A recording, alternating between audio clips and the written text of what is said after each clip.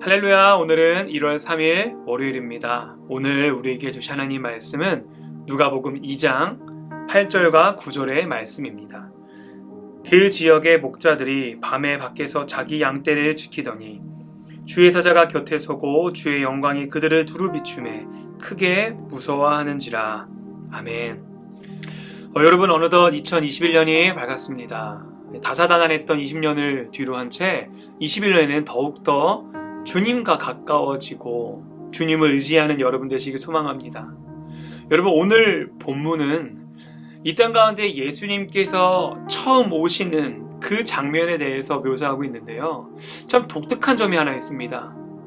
예수님이 이 땅 가운데 아기 예수님으로 오시는 그 사건은, 그 뉴스는 엄청나게 큰 소식이었습니다. 아주 중요하고 정말 전대미문의 중요한 소식이었는데 그 소식을 처음 접한 사람들이 누구였을까요? 다름 아니 바로 목자들이었습니다.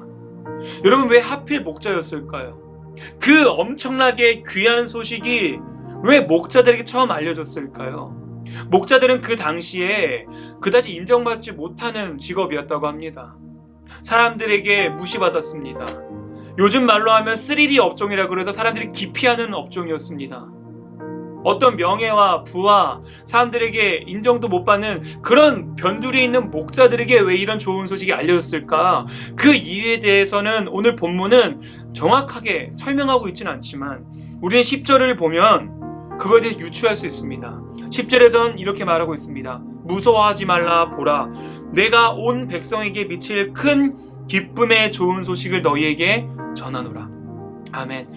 메시아가 오신다는 그 탄생 소식은 어떤 몇몇 특권층들에게만 편파적으로 전해지는, 제사장들과 부자들과 부와 명예가 있는 사람들에게만 전해지는 기쁜 소식이 아니라 온 백성에게 미치는 좋은 소식이라고 오늘 본문은 말하고 있습니다.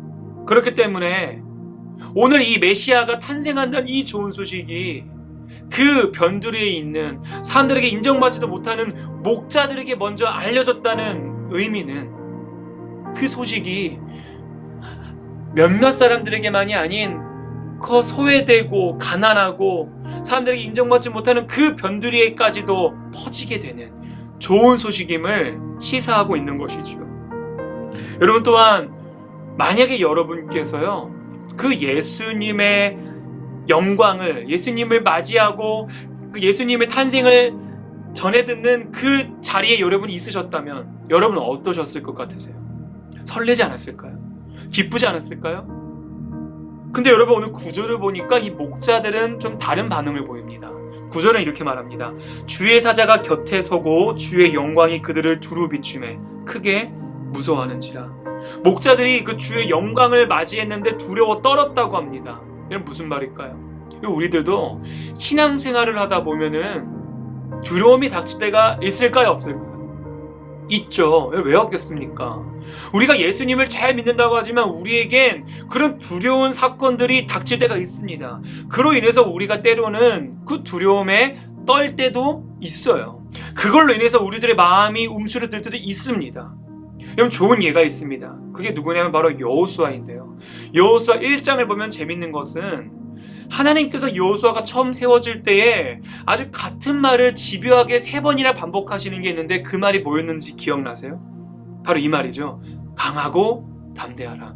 무슨 말이었을까요? 여호수아가 그 모세의 후임으로 정해지고 사역을 시작하려고 했을 때에 그 마음속에 강하고 담대함이 있었다, 없었다? 없었다는 거예요. 두려웠다는 거예요. 쫄았다는 거예요. 그런 여호수아를 아셨기 때문에 하나님께서는 계속해서 강하고 담대해라. 내가 너와 함께하고 있지 않니? 라고 여호수아에게 말씀하셨다는 것입니다. 그럼 그렇다면 그런 두려운 상황 속에서 목자들은 어떤 선택을 했을까요? 그래서 오늘 15절에 나오는데요. 이렇게 나옵니다. 천사들이 떠나 하늘로 올라가니 목자가 서로 말하되 이제 베들레헴으로 가서 주께서 우리에게 알리신 바 이루어진 일을 보자 하고. 목자들은 두려웠습니다. 하지만 두려웠지만 주의 말씀을 믿음으로 순종하고 그 길을 따라갔다는 것입니다. 여러분, 우리가 주님을 믿습니다라고 이야기할 때 이게 자칫 고백으로만 끝날 때가 있습니다. 그냥 마음 상태로만 믿음을 인정할 때가 있습니다. 여러분, 하지만 우리가 진짜 믿는다는 것은 어떤 의미가 내포되어 있냐면 우리가 바로 그 주님의 길을 따라간다는 것입니다. 예수님께서 실제로 제자들을 부르실 때에 뭐라고 부르셨을까요? 나를 믿어라라고 부르셨나요? 그러지 않죠. 예수님께서는 제자들에게 이렇게 하셨습니다. 나를 따르라고 말씀하셨습니다.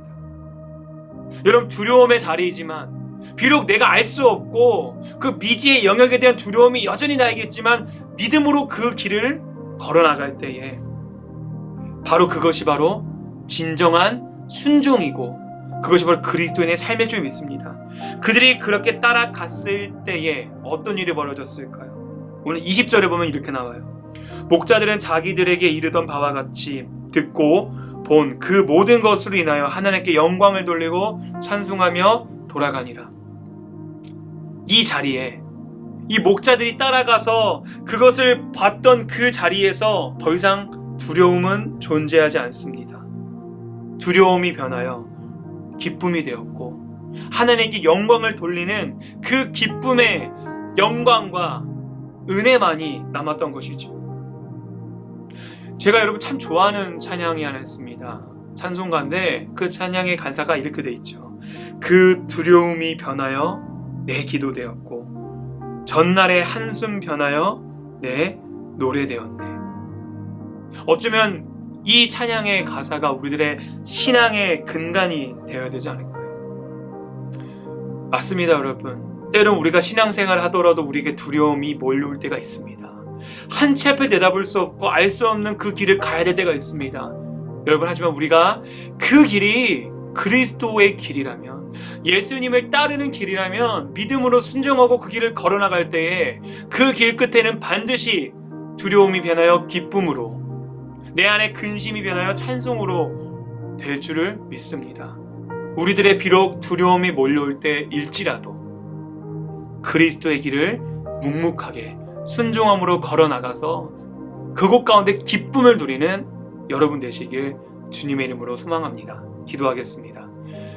하늘에 계신 우리 아버지여, 이름이 거룩히 여김을 받으시오며 나라가 임하시오며 뜻이 하늘에서 이루어진 것 같이 땅에서도 이루어지이다.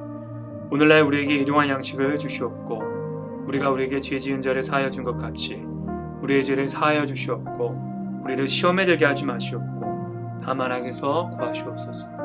나라와 권세와 영광이 아버지께 영원히 있사옵나이다.